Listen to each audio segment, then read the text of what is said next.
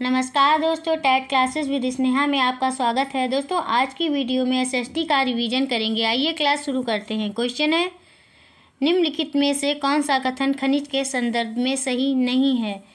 कौन सा कथन सही नहीं है दोस्तों? पहला है, इनका एक निश्चित रासायनिक संगठन होता है। दूसरा, ये विभिन्न प्रकार के भूवैज्ञानिक परिवेश में निर्मित होते हैं। तीसरा है, सभी खनिज आधात्विक होते हैं। चौथा है, यह प्राकृतिक रूप से प्राप्त होने वाले पदार्थ हैं। बताइए दोस्तों कौन सा ऑप्शन सही होगा इस क्वेश्चन का? खनिजों के संदर्भ में दिया गया कथन, तीसरा कथन सत्य नहीं है दोस्तों, क्योंकि सभी खनिज आधात्विक नहीं होते हैं। कुछ खनिज धात्विक भी होते हैं, जैसे कि सोडियम, एल्युमिनियम, मैग्नीशियम, कैल्शियम आदि, जबकि अधात्विक खनिजों में हाइड्रोजन, सल्फर, नाइट्रोजन आदि आते हैं। खनिजों का निश्चित रासायनिक संगठन होता है। ये विभिन्न भूवैज्ञानिक परिवेश में प्राकृतिक रूप में पाए जाते हैं। नेक्स्ट क्वेश्चन है दोस्तों, 32 क्वेश्चन है, निम्नलिखित का मिलान कीजिए। मिलान कीजिए दोस्तों, कौन सा ऑप्शन सही होगा इस क्वेश्चन का? 32 का सेकंड ऑप्शन सही हो जाएगा। 32 का इस प्रकार मिलान करेंगे दोस्तों।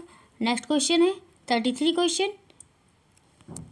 नीचे दो कथन ए और बी भारतीय इतिहास के तिथियों और काल के समसामयिक वाद विवादों के संदर्भ में दिए गए हैं।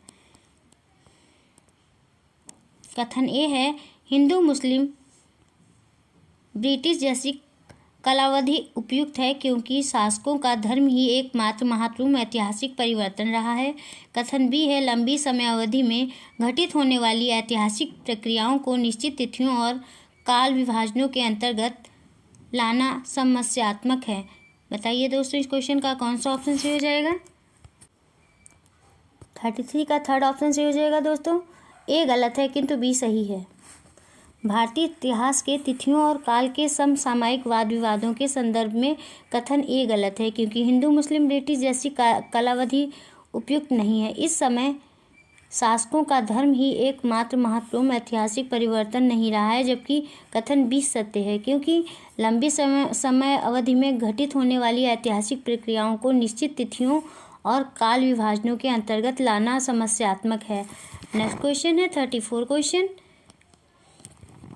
नीचे दो कथनों ए तथा बी 19वीं शताब्दी में नई लोकप्रिय भारतीय कला के संदर्भ में है। कथन ए है, कई चित्र में आपने आसपास के बदलाव का उपहास किया गया।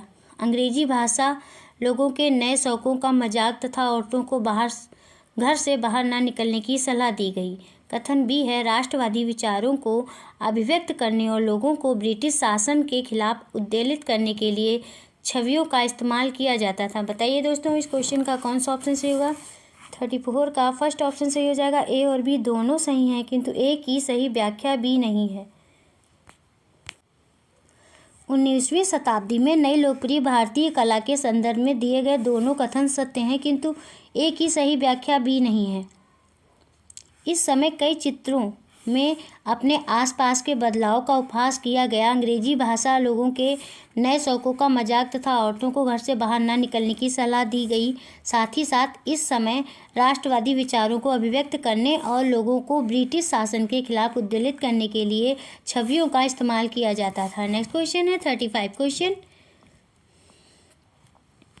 भारत में आरंभिक मानवों पर समझ के लिए निम्नलिखित में से किसे एक प्राथमिक स्रोत माना जा सकता है? 35 का कौन सा ऑप्शन सही होगा दोस्तों? थर्ड ऑप्शन सही हो जाएगा, मध्य प्रदेश की शैल चित्रकला। भारत में आरंभिक मानवों पर समझ के लिए मध्य प्रदेश की शैल चित्रकला को एक प्राथमिक स्रोत माना जा सकता है। नेक्स्ट क्वेश्चन है 36 क्वेश्चन, ब्रिटिश काल से पहले बच्चों को पढ़ाया जाता था। 36 का कौन सा ऑप्शन सही होगा दोस्तों? सेकंड ऑप्शन सही हो जाएगा, वर्ष भर फसल की कटाई के समय छोड़कर जब वे खेतों में कार्य करते थे। ब्रिटिश काल से पहले बच्चों को वर्ष भर फसल की कटाई के समय छोड़कर जब वे खेतों में काम करते थे पढ़ाया जाता था, अर्थात ब्रिटिश काल से पूर्व बच्चों को लगभग पूरे वर्ष शिक्षा दी जाती थी, परंतु फसल काटने के समय वे बच्चे खेतों में काम करते थे। इस दौरान उन्हें शिक्षा नहीं मिल पाती थी। नेक्स्ट क्वेश्चन है 37 क्वेश्चन। नीचे दो कथन ए और बी 18-19वीं शताब्दी में यूरोप में राष्ट्र राज्यों के उदय संदर्भ में हैं। कथन ए है 18वीं शताब्दी तक यूरोप के लोग स्वयं को राष्ट्र राज्य के रूप में देखते थे। कथन बी है प्रारंभिक 19वीं शताब्दी में लोगों को यह बोध कराया गया कि प्रत्येक भाषी समुदाय एक अलग राष्ट्र था। 37 का कौन सा ऑप्शन सही होगा दोस्तों? 37 का थर्ड ऑप्शन सही हो जाएगा। ए गलत है किंतु बी सही है। 18 और 19वीं शताब्दी में यूरोप में राष्ट्र राज्यों के उदय के संदर्भ में दिया गया कथन ए गलत है, क्योंकि 18वीं शताब्दी तक यूरोप के लोग स्वयं को राष्ट्र राज्य के रूप में नहीं देखते थे। इसका विकास बाद में हुआ। जबकि कथन बी सत्य है, क्योंकि प्रारंभिक 19वीं शताब्दी में लोगों को यह बोध कराया गया कि प्रत्येक भाषी समुदाय एक अलग राष्ट्र है। नेक्स्ट क्वेश्चन है 38 क्वेश्चन। BCE का तात्पर्य है, क्या तात्पर्य है दोस्तों? 38 का कौन सा ऑप्शन से होगा? फर्स्ट ऑप्शन से हो जाएगा बिफोर कॉमन एरा। BCE का तात्पर्य बिफोर कॉमन एरा है। इससे ईसा पूर्व भी कहा जाता है। यह तिथियों को लिखने में प्रयोग किया जाता है। जो घटनाएं ईसा से पूर्व घटित हुई होती हैं उन्हें BCE में लिखते हैं। ईसा के संवत में घटित घटनाओं को CE में लिखते हैं। नेक्स्ट क्वेश्चन है दोस्तों 39 क्वेश्चन। हम यह आज कैसे जानते हैं कि पूरा पाषाण युग में भारत में शुतुरमुर्ग होते थे? बताइए दोस्तों कैसे जानते हैं? कौन सा ऑप्शन से होगा? 39 का फर्स्ट ऑप्शन से हो जाएगा। महाराष्ट्र के पटनेपुरा स्थल से शुतुरमुर्ग के अंडों के अवशेष मिले हैं। पूरा पाषाण युग में भारत में शुतुरमुर्ग होते थे। इसका साक्ष्य महाराष्ट्र के पटनेपुरा स्थल से मिला है। यहाँ से शुतुरमुर्ग के अंडों के अवशेष मिले हैं। पटने एक पूरा पाषाण कालीन स्थल है। नेक्स्ट क्वेश्चन है 40 क्वेश्चन। हड़प्पा सभ्यता का पतन कैसे हुआ? कैसे हुआ दोस्तों? ए है ऐसा लगता है कि शासकों का नियंत्रण समाप्त हो गया। बी है जंगलों का विनाश हो गया। सी है सभ्यता के पूरे क्षेत्र में बाढ़ आ गई। और डी है संभवतः नदियाँ सूख गई थीं। बताइए दोस्तों इस क्वेश्चन का कौन सा ऑप्शन से होगा? फर्स्ट ऑप्शन से हो जाएगा ए, बी और डी। हड़प्पा सभ्यता के पतन के अनेक कारण हैं। जैसे जॉन मार्शल ने इसके पतन का कारण प्रशासनिक शिथिलता बताया है, क्योंकि ऐसा लगता है कि यहाँ के शासकों का नियंत्रण समाप्त हो गया। जंगलों का विनाश एवं जलवायु परिवर्तन हो गया। नदियों का सूखना, आर्यों का आक्रमण, बाढ़ आदि। सभ्यता के पूरे क्षेत्र में बाढ़ आने को इसके पतन का कारण नहीं माना जाता है, क्योंकि इतनी बड़ी सभ्यता में एक साथ बाढ़ नहीं आई होगी और ना ही इसके कोई साक्ष्य मिले हैं। नेक्स्ट क्वेश्चन है दोस्तों 41 क्वेश्चन है। महायान बौद्ध धर्म के अंतर्गत 41 का कौन सा ऑप्शन से होगा दोस्तों? फर्स्ट ऑप्शन से हो जाएगा बुद्ध की प्रतिमाएं बनाई जाने लगी। महायान बौद्ध धर्म के अंतर्गत बुद्ध की प्रतिमाएं बनाई जाने लगी। उन्हें एक देवता मानकर उनकी पूजा की जाने लगी, जबकि हीनयान बुद्ध को एक महापुरुष मानते थे, ना कि देवता। नेक्स्ट क्वेश्चन है दोस्तों 42 क्वेश्चन।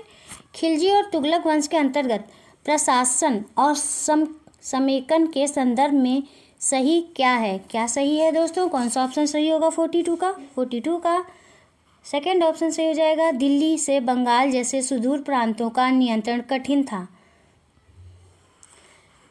खिलजी और तुगलक वंश के अंतर्गत प्रशासन और समेकन के संदर्भ में विकल्प 2 सही है, क्योंकि इस समय दिल्ली में बंगाल जैसे सुदूर प्रांतों का नियंत्रण कठिन था। ये दोनों राजवंश बंगाल पर अपना पूर्ण नियंत्रण नहीं कर सके और वहीं पर समय समय पर विद्रोह होते रहे, क्योंकि यह दिल्ली से बहुत दूर था। नेक्स्ट क्वेश्चन है 43 क्वेश्चन।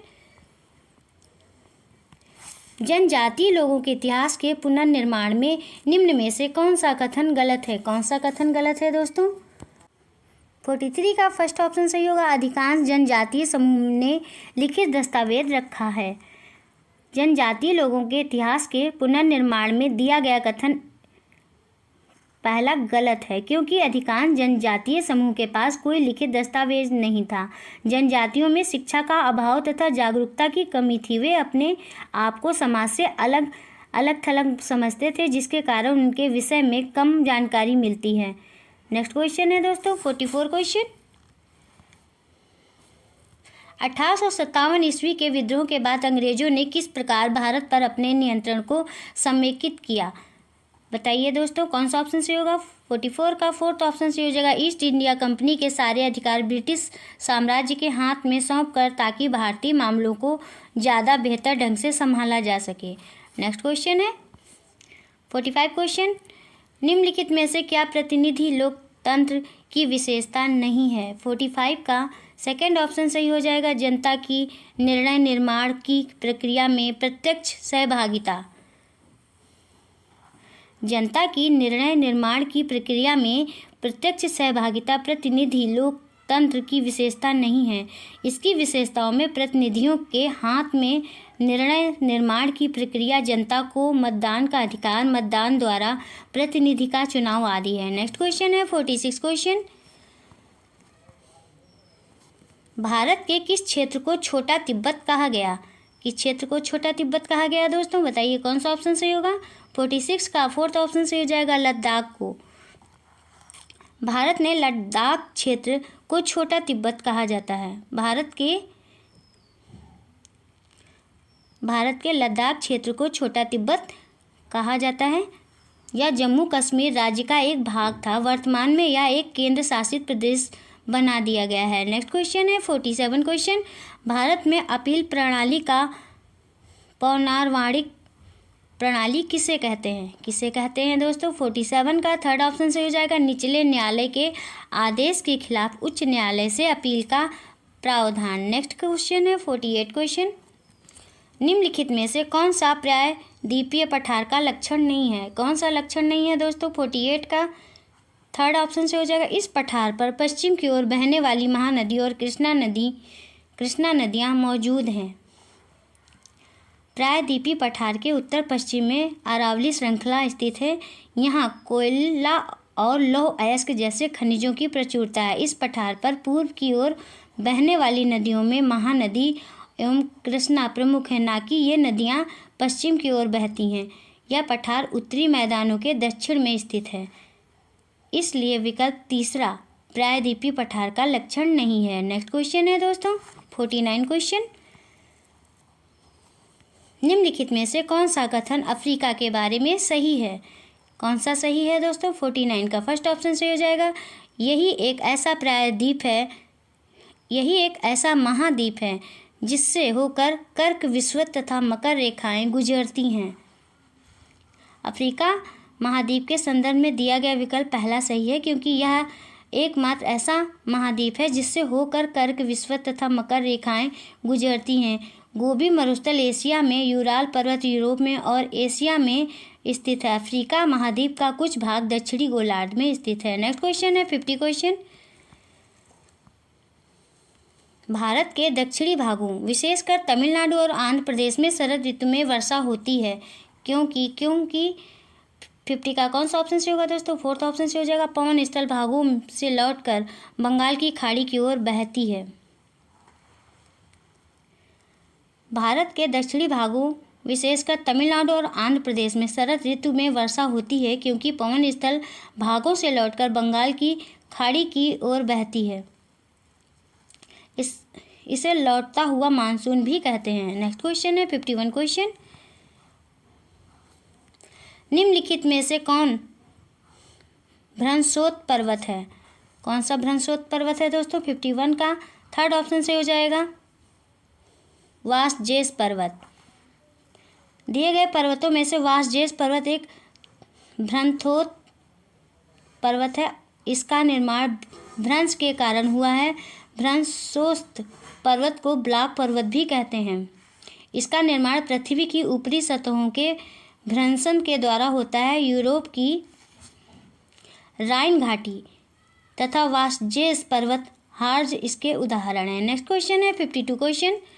कथन ए, पृथ्वी से हमें चंद्रमा का केवल एक ही भाग दिखाई पड़ता है। कथन बी है, चंद्रमा पृथ्वी का एक चक्कर लगाकर 27 दिनों में पूरा करता है और लगभग इतने ही समय में वह अपने अक्ष पर एक चक्कर भी पूरा करता है। नीचे दिए गए विकल्पों में से सही विकल्प का चयन कीजिए दोस्तों। 52 का कौन सा ऑप्शन सही होगा? 52 का फोर्थ ऑप्शन सही हो जाएगा। ए और बी दोनों सही हैं और बी ए की सही व्याख्या है। नेक्स्ट क्वेश्चन है 53 क्वेश्चन।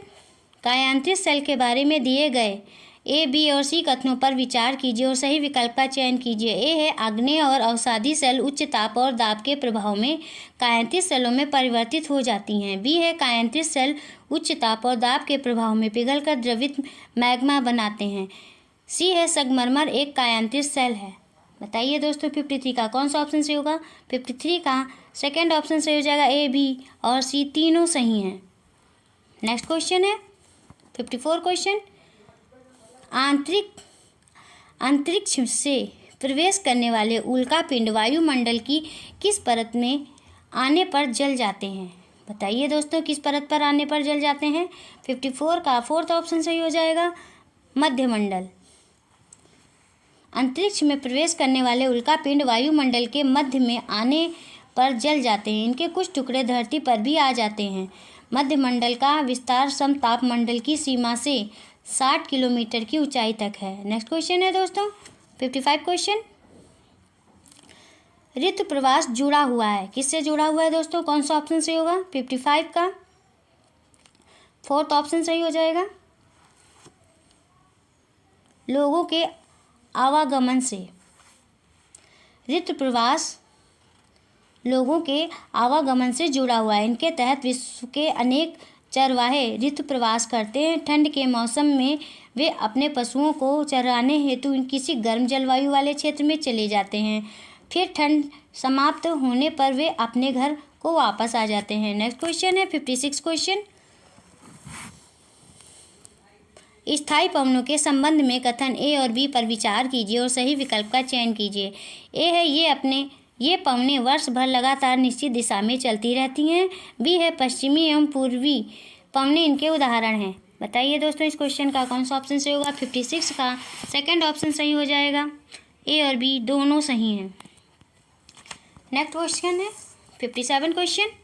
ब्राज़ील के कंपोस और वेनेजुएला के लानोस उदाहरण हैं। किसके उदाहरण है दोस्तों? 57 का सेकंड ऑप्शन सही हो जाएगा, उष्णकटिबंधीय घास स्थल के। उष्णकटिबंधीय घास स्थल के ब्राज़ील के कंपोस और वेनेजुएला के लानोस उष्णकटिबंधीय घास स्थल के उदाहरण हैं। सवाना तथा पार्कलैंड भी उष्णकटिबंधीय घास के मैदान हैं। पियरी, पंपास, डाउन्स, वेल्ड आदि शीतोष्णकटिबंधीय घास के मैदान हैं। नेक्स्ट क्वेश्चन है दोस्तों 58 क्वेश्चन। जलवायु के संबंध में कथन ए और बी पर विचार कीजिए और सही विकल्प का चयन कीजिए। ए है, जलवायु वायुमंडल में दिन प्रतिदिन होने वाला परिवर्तन है। बी है, किसी स्थान की जलवायु केवल उसकी ऊंचाई तथा उच्चावच पर निर्भर करती है। 58 का कौन सा ऑप्शन सही होगा दोस्तों? 58 का थर्ड ऑप्शन सही हो जाएगा। ए और बी दोनों गलत हैं। जलवायु के संबंध में दिए गए दोनों कथन गलत हैं, क्योंकि जलवायु वायुमंडल में दिन प्रतिदिन होने वाला परिवर्तन नहीं है, बल्कि किसी विस्तृत क्षेत्र की औसत मौसम दशाओं में परिवर्तन को उस स्थान की जलवायु कहा जाता है। जलवायु को केवल ऊंचाई तथा उच्छ्वास ही प्रभावित नहीं करते, बल्कि तापमान, वानस्पतिक घटक आदि भी प्रभावित करते हैं। नेक्स्ट क्वेश्चन है 59 क्वेश्चन। दिए गए लक्षणों ए और बी के आधार पर ऊर्जा स्रोत की पहचान करें। ए है, या एक परंपरागत ऊर्जा का स्रोत है। बी है, या ऊर्जा स्रोत तब निर्मुक्त होता है जब परिष्कृत तेल को धरातल पर लाया जाता है। 59 का कौन सा ऑप्शन से होगा दोस्तों? फर्स्ट ऑप्शन से हो जाएगा, प्राकृतिक गैस। दिए गए दोनों लक्षण प्राकृतिक गैस के हैं, क्योंकि यह एक पारंपरिक ऊर्जा स्रोत है तथा यह ऊर्जा स्रोत तब निर्मुक्त होता है जब अपरिष्कृत तेल को धरातल पर लाया जाता है। नेक्स्ट क्वेश्चन है 60 क्वेश्चन। भारत का शोध संस्थान मैत्री कहाँ अवस्थित है? कहाँ अवस्थित है दोस्तों? 60 का फर्स्ट ऑप्शन सही हो जाएगा, आर्कटिका। भारत का शोध संस्थान मैत्री अंटार्कटिका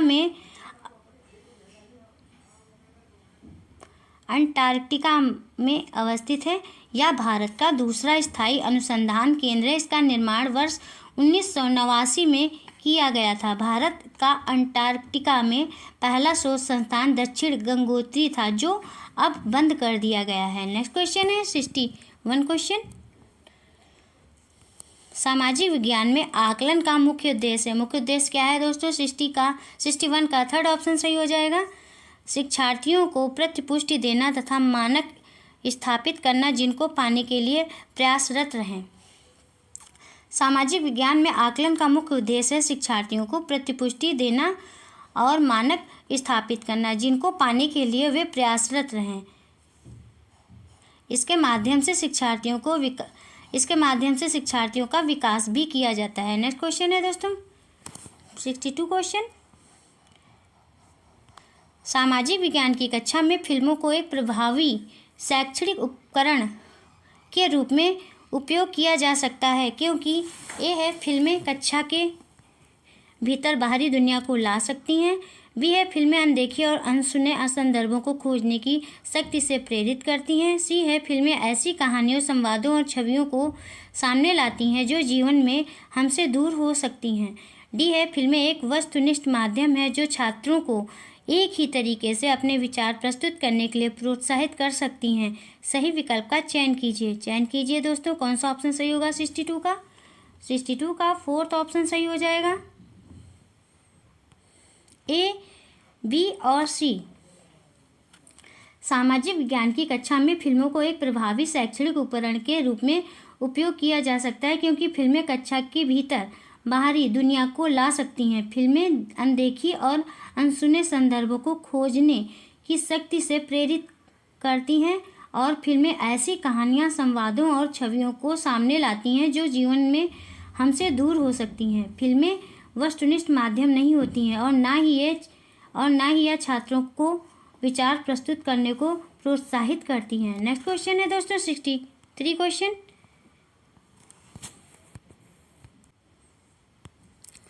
कक्षा में मानचित्र के प्रयोग के संदर्भ में निम्नलिखित कथनों में सही कौन सा है? ए है मानचित्र एक सामाजिक राजनीतिक निर्मित है।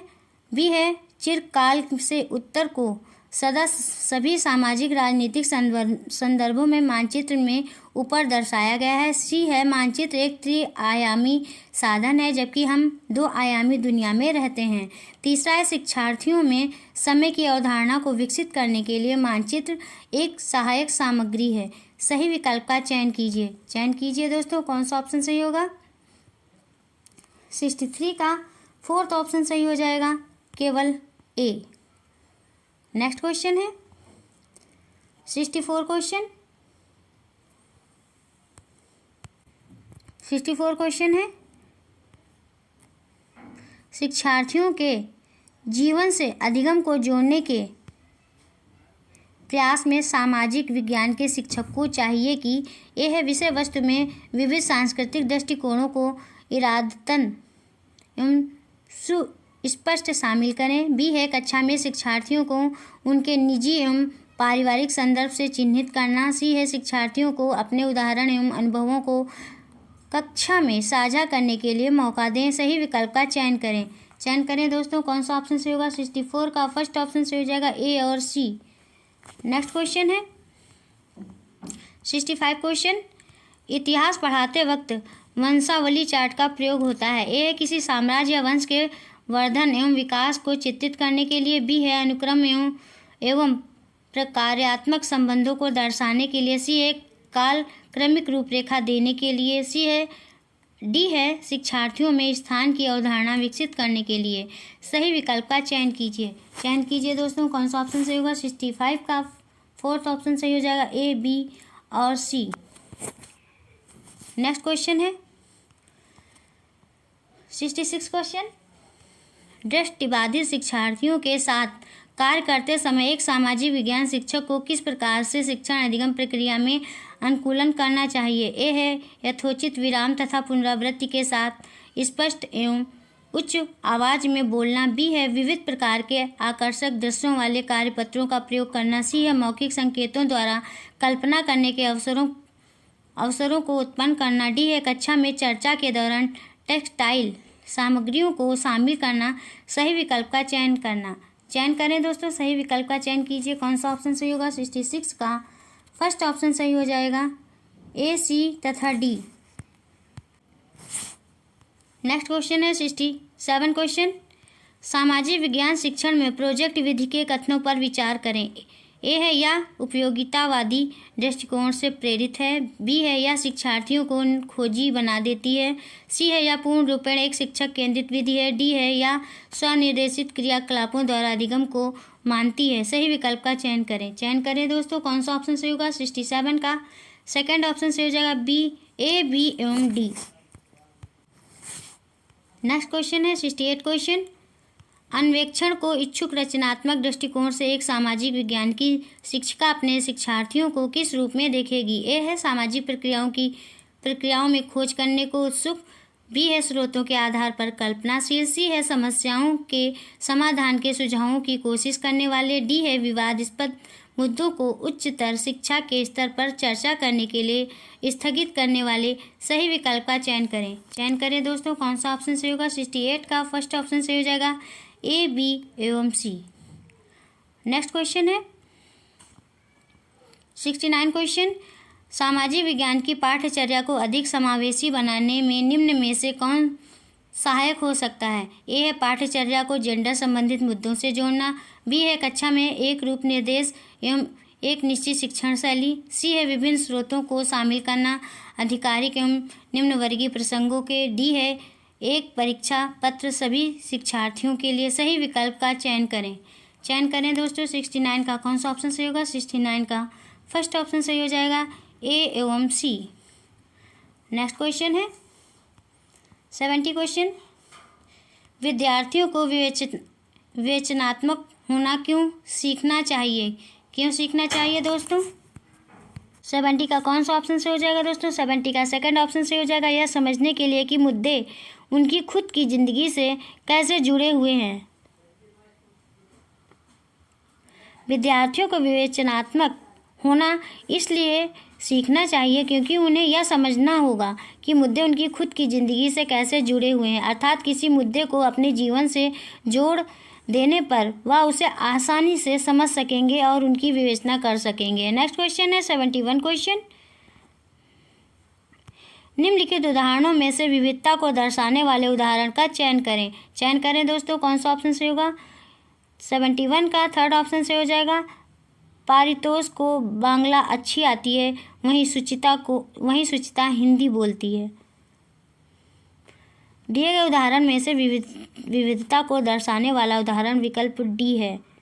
विकल्प तीसरा है क्योंकि यहाँ पर भाषा संबंधी विविधता का वर्णन है। यहाँ पारितोष को बांग्ला अच्छी आती है और सुचिता हिंदी बोलती है। हमारे देश में भाषाई, प्रांतीय, जाति और सांस्कृतिक आदि अनेक प्रकार की विविधताएं विद्यमान हैं। नेक्स्ट क्वेश्चन है 72 क्वेश्चन। एक स्कूल के सामाजिक विज्ञान के शैक्षणिक भ्रमण में जीरो बोमडिला नामदफा राष्ट्रीय उद्यान, तवांग तथा लिसोंग गांव को शामिल किया गया।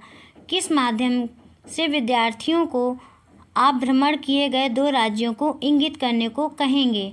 72 का सेकंड ऑप्शन सही होगा दोस्तों, अरुणाचल प्रदेश एवं मणिपुर एक मानचित्र पर। क्योंकि स्कूल के सामाजिक विज्ञान के शैक्षणिक भ्रमण में जीरो बोमडिला नामदफा राष्ट्रीय उद्यान, तवांग तथा लिसोंग गांव को शामिल किया गया है, इसलिए यहाँ का भ्रमण करने के लिए विद्यार्थी अरुणाचल प्रदेश एवं मणिपुर के मानचित्र का सहारा लेंगे क्योंकि ये स्थान इन दोनों राज्यों में स्थित हैं। इससे विद्यार्थी उसे आसानी से समझ सकेंगे और भ्रमण में कोई दिक्कत भी नहीं आएगी। नेक्स्ट क्वेश्चन है 73 क्वेश्चन। सामाजिक विज्ञान की समसामयिक समझ अध्यापकों को निम्नलिखित सभी को करने को प्रोत्साहित करती है, केवल इसको छोड़कर। किसको छोड़कर दोस्तों? कौन सा ऑप्शन सही होगा?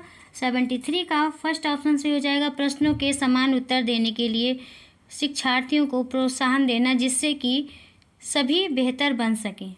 नेक्स्ट क्वेश्चन है 74 क्वेश्चन।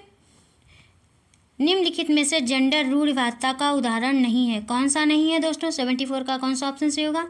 सेकंड ऑप्शन सही हो जाएगा, हालांकि लड़के कक्षागत चर्चा में दबदबा बनाने का प्रयास करते हैं, लेकिन लड़कियों एवं लड़कों दोनों की सहभागिता को प्रोत्साहित किया जाता है। दिया गया विकल्प दूसरा एक जेंडर रूढ़िवादिता का उदाहरण नहीं है, क्योंकि इसमें लड़के एवं लड़कियां दोनों को प्रोत्साहित किया गया है, जबकि केवल लड़कियों को कक्षा का बोर्ड सजाने के लिए कहना, लड़के एवं लड़कियों को अलग अलग पंक्ति में बैठाना तथा फुटबॉल टूर्नामेंट के लिए केवल लड़कों को प्रोत्साहित करना जेंडर रूढ़िवादिता के उदाहरण हो सकते हैं दोस्तों। नेक्स्ट क्वेश्चन है 75 क्वेश्चन। सामाजिक विज्ञान शिक्षण को प्रभावी बनाने के लिए आवश्यक होगा। ए है अतीत की सभी सांस्कृतिक कक्षाओं को बनाए रखना। बी है साहित्यिक स्रोतों का समालोचनात्मक विश्लेषण करना, चाहे वो कितने भी पुराने हों। सी है सभी गैर शाब्दिक स्रोतों का निष्कासन करना। डी है स्रोतों के ट्रांसगुलेशन को प्रमुखता देना। सही विकल्प का चयन कीजिए दोस्तों। 72 का सेकंड ऑप्शन सही होगा, बी एवं डी। सामाजिक विज्ञान शिक्षण को प्रभावी बनाने के लिए यह आवश्यक है कि साहित्यिक स्रोतों का समालोचनात्मक विश्लेषण किया जाए, चाहे वो कितने भी पुराने क्यों ना हों। साथ ही साथ स्रोतों के ट्रायंगुलेशन यानी कि त्रिकोणीयन का प्रमुखता दी जाए। इनके द्वारा ही सामाजिक विज्ञान शिक्षण को प्रभावी बनाया जा सकता है। नेक्स्ट क्वेश्चन है 76 क्वेश्चन। कक्षा में सामाजिक न्याय के प्रति संवेदनशीलता को प्रोत्साहित किया जा सकता है। ए है कक्षा में विचार विमर्श के दौरान समकालीन जन आंदोलनों और पक्ष समर्थन की कहानियों के अंशों को शामिल करके। बी है भारतीय सामाजिक परिवेश के ऐतिहासिक संदर्भों को एक गैर बराबर शक्ति समीकरण के रूप में देखकर। और सी है सामाजिक न्याय पर आधारित संवैधानिक प्रावधानों को कक्षा चर्चा में शामिल करके। डी है कक्षा के दोषी बच्चों को तुरंत शारीरिक दंड देकर। सही विकल्प का चयन करें दोस्तों। कौन सा ऑप्शन सही होगा इस क्वेश्चन का? 76 का फर्स्ट ऑप्शन सही हो जाएगा, ए, बी और सी। कक्षा में सामाजिक न्याय के प्रति संवेदनशीलता को प्रोत्साहित करने के लिए कथन ए, बी व सी का सहारा लिया जा सकता है, जबकि कथन डी को प्रोत्साहित नहीं किया जा सकता है, क्योंकि कक्षा के दोषी बच्चों को तुरंत शारीरिक दंड देकर न्याय को सुनिश्चित नहीं किया जा सकता है। इसलिए विकल्प ए सही उत्तर है। नेक्स्ट क्वेश्चन है दोस्तों 77 क्वेश्चन। इतिहास शिक्षण शास्त्र प्रयास करेगा कि ए है इतिहास का निर्माण स्रोतों पर आधारित होता है। बी इतिहास सामाजिक प्रक्रियाओं में निरंतरता और बदलाव को खोजे। सी है इतिहास व्याख्यानों के विभेदों से संलग्न हो तथा प्रमुख समुदाय के विचारों को अनुमोदित करे। डी है इतिहास घटनाओं को एक काल विशेष के सामाजिक राजनीतिक संदर्भों में रखकर देखे। सही विकल्प का चयन करें दोस्तों। कौन सा ऑप्शन सही होगा 77 का? फर्स्ट ऑप्शन सही हो जाएगा, ए, बी तथा डी। 77 का फर्स्ट ऑप्शन सही हो जाएगा दोस्तों, ए, बी तथा डी। इतिहास शिक्षण शास्त्र प्रयास करेगा कि इतिहास का निर्माण स्रोतों पर आधारित होता है, इसलिए इतिहास सामाजिक प्रक्रियाओं में निरंतरता और बदलाव को खोजे तथा इतिहास घटनाओं को एक काल विशेष के सामाजिक राजनीतिक संदर्भ में रखकर देखे। नेक्स्ट क्वेश्चन है दोस्तों 78 क्वेश्चन। प्रदूषण रहित हवा का अधिकार भारत में किस मौलिक अधिकार के भाग के रूप में स्वीकारा गया है? 78 का कौन सा ऑप्शन सही होगा दोस्तों? 78 का फर्स्ट ऑप्शन सही हो जाएगा, जीवन। प्रदूषण रहित हवा का अधिकार भारत में जीवन के मौलिक अधिकार के भाग के रूप में स्वीकारा गया या संविधान के अनुच्छेद 21 के तहत शामिल है, जो प्राण एवं दैहिक स्वतंत्रता का वर्णन करता है। नेक्स्ट क्वेश्चन है 79 क्वेश्चन। भारत का वर्णन करने के लिए विविधता में एकता मुहावरे का निर्माण किसने किया था दोस्तों? 79 का फोर्थ ऑप्शन सही हो जाएगा, जवाहरलाल नेहरू। भारत का वर्णन करने के लिए विविधता में एकता मुहावरे का निर्माण जवाहरलाल नेहरू ने किया था। उन्होंने अपने भाषणों एवं संबोधनों में इसका जिक्र किया था। नेक्स्ट क्वेश्चन है दोस्तों 80 क्वेश्चन। लोकसभा में कितने सदस्य मनोनीत होते हैं, ना कि मतदान द्वारा चुनकर आते हैं? 80 का कौन सा ऑप्शन सही होगा दोस्तों? सेकंड ऑप्शन से हो जाएगा 2। लोकसभा में 2 सदस्य मनोनीत होते हैं। ये सदस्य मतदान द्वारा चुनकर नहीं आते हैं, इनका मनोनयन राष्ट्रपति करता है। ये एंग्लो इंडियन समुदाय के होते हैं तथा मनोनीत होते हैं जब लोकसभा में इनका प्रतिनिधित्व नहीं होता है। नेक्स्ट क्वेश्चन दोस्तों, 81 क्वेश्चन। वर्ष 2006 में नेपाल में सरकार का रूप राजतंत्र से बदलकर डैश में क्या फिल करेंगे दोस्तों? हो गया। 81 का सेकंड ऑप्शन से हो जाएगा लोकतंत्र। वर्ष 2006 में नेपाल में सरकार का रूप राजतंत्र से बदलकर लोकतंत्र हो गया, क्योंकि जब वहां चुनाव के माध्यम से शासन एवं सरकार का प्रमुख चुना जाने लगा। वर्ष 2006 से वहां राजा के शासन प्रमुख होने का अधिकार समाप्त हो गया तथा नए संविधान के तहत राष्ट्रपति और प्रधानमंत्री का चुनाव होने लगा। नेक्स्ट क्वेश्चन है 82 क्वेश्चन।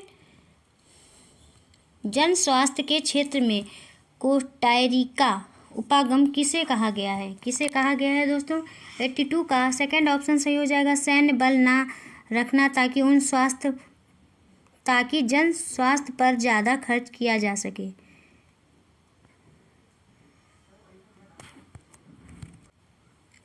जन स्वास्थ्य के क्षेत्र में कोस्टारिका उपागम वर्णित करता है कि राज्यों को सैन्य बल नहीं रखना चाहिए जिससे कि जन स्वास्थ्य पर ज़्यादा धन खर्च किया जा सके। सैन्य बल ना रखने पर सरकारी धन बचेगा जिसका उपयोग स्वास्थ्य पर किया जा सकेगा। नेक्स्ट क्वेश्चन है 83 क्वेश्चन। वर्ष 1997 में भारतीय उच्चतम न्यायालय ने विशाखा निर्देश की रचना महिलाओं को डैश में क्या फिल करेंगे दोस्तों? यौन उत्पीड़न से बचाने के लिए की। 83 का कौन सा ऑप्शन से होगा दोस्तों? फर्स्ट ऑप्शन से हो जाएगा कार्यस्थल पर।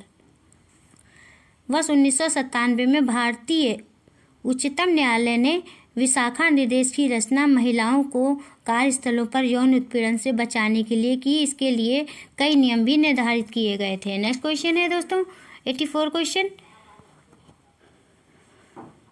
निम्नलिखित में से कौन भारत में एक राज्य के राज्यपाल की नियुक्ति करते हैं?